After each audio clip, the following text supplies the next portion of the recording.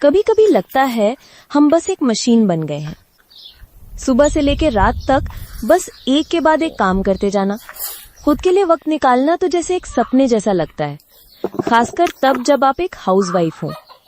ऐसा कहा जाता है औरत सिर्फ एक इंसान नहीं, एक पूरी कायनात होती है। लेकिन उसी कायनात को सबसे ज्यादा अनदेखा भी किया जाता है, खासकर तब जब वो घर की चार दीवारी में रहकर पूरे घर की नींव बनी होती है। लोग सोचते हैं कि जो घर पर रहती है वो आराम करती होगी, लेकिन सच्चाई ये है कि एक हाउसवाइफ का कोई टाइम ऑफ नहीं होता। हर घंटे हर मिनट कोई ना कोई जिम्मेदारी उसका इंतजार कर रही होती है। बच्चों की स्कूल की तैयारी, सबकी पसंद का खाना, घर की सफाई, सबकी सेहत का ध्यान, और सबसे बड़ी बात, हर किसी का मूड भी तो संभालना होता है। पर क्या कभी किसी ने हमारा मूड पूछा?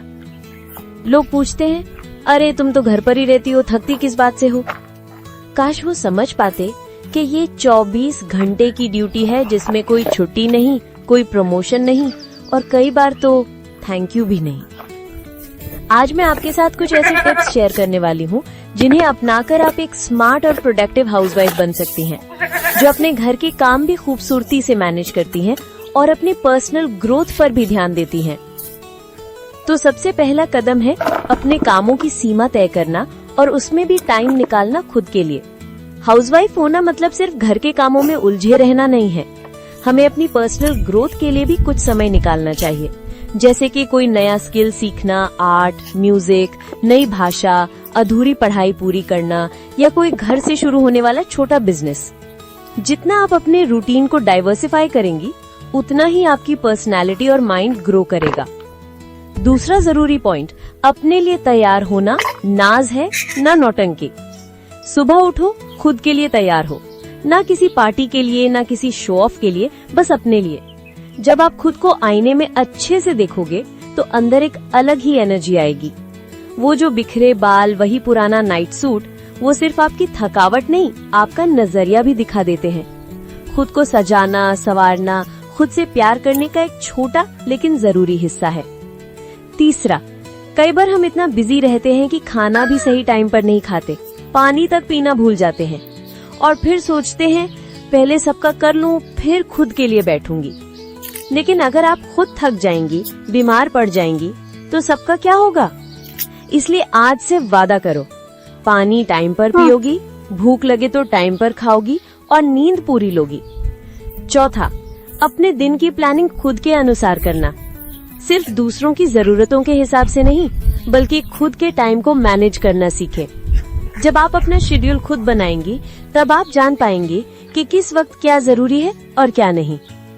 पांचवा, डिजिटल दुनिया तुम्हारे लिए भी है। आज के दौर में बहुत कुछ घर से किया जा सकता है। अगर आप चाहो तो कोई कोर्स कर सकते हो, कोई ऑनलाइन काम, छोटी सी अपनी दुकान, या फिर इंस्टा पर कुछ क्रिएटिव करना शुरू कर सकते हो।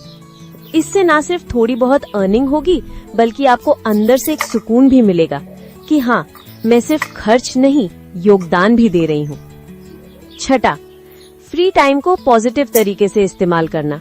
बहुत सी हाउसवाइफ्स जब फ्री होती हैं तो या तो सीरियल देखती हैं या फिर नेगेटिव सोचने लगती हैं। मैं तो कुछ नहीं कर पा रही, मैं कहाँ जाऊँ। इस सोच से बचें। अपने फ्री टाइम में किताबें पढ़ें, अपने ड्रीम्स और गोल्स पर सोचें, लिखें, खुद से जुड़ने की कोशिश करें। सातवां, दोस्त, बातचीत और अपडेटेड रहना भी सेल्फ केयर है। अपना सोशल सर्कल खत्म मत होने दो। कभी एक दोस्त से फोन पर बात कर लो, कभी किसी पुराने फ्रेंड से मिल लो, कुछ नया पढ़ो, न्यूज देखो, टेक्नोलॉजी को समझो, ताकि आप बच्चों के साथ कनेक्ट रह सको। जब आप अपडेटेड होंगी तो बच्चों के नजर में भी आपकी इज्जत और भरोसा बढ़ेगा।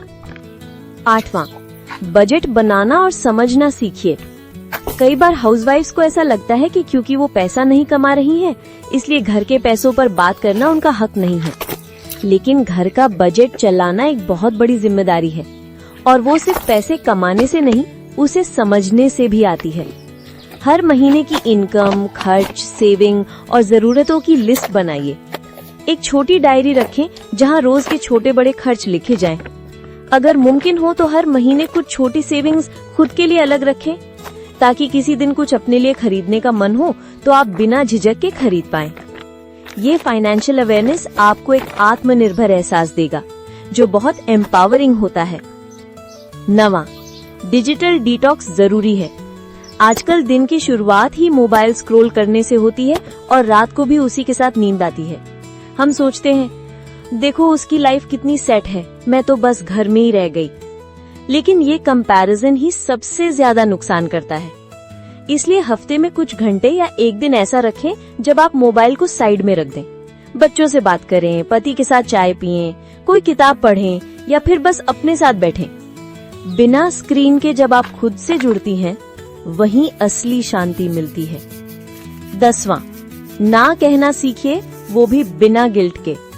कई बार हम औरतें ये सोचती हैं कि अगर हमने किसी को मना किया तो सामने वाला नाराज हो जाएगा या फिर हमें बुरा समझेगा। लेकिन सच ये है कि हर बात मानना, हर चीज करना और सबकी उम्मीदों पर खरा उतरने की कोशिश हमें थका देती है, इमोशनली भी और फिजिकली भी। इसलिए जरूरत पड़े तो बिल्कुल साफ शब्दों में कहिए, माफ कीजिए, ये मैं नहीं कर पाऊंगी।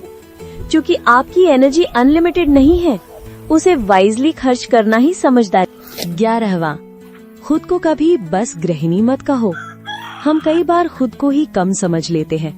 मैं तो बस एक हाउसवाइफ हूँ। लेकिन सोचिए, क्या आप सिर्फ एक खाना बनाने वाली हैं या सिर्फ बर्तन धोने वाली? बिल्कुल नहीं। आप एक मैनेजर हैं, काउंसलर हैं, हेल्थ केयर प्रोवाइडर हैं, प्लानर हैं और एक लीडर भी।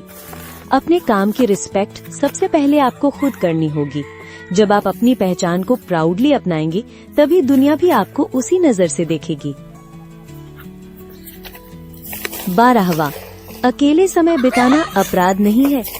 हमेशा खुद को किसी न किसी की सेवा में लगा देना ये त्याग नहीं, खुद से दूरी है। कभी कभी चुपचाप बैठना, एक कप चाय लेकर बालकनी में बैठ जाना या बस बिना किसी वजह के म्यूजिक सुनना, ये भी जरूरी है।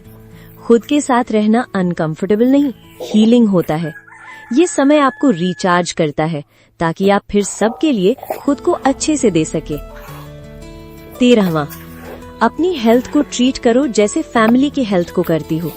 जब बच्चे को हल्का बुखार होता है तो हम फौरन डॉक्टर को कॉल करते हैं, लेकिन जब खुद को दिन भर थकावट, कमजोरी या दर्द होता है तो बस सोचते हैं अभी काम है, बाद में देख लेंगे।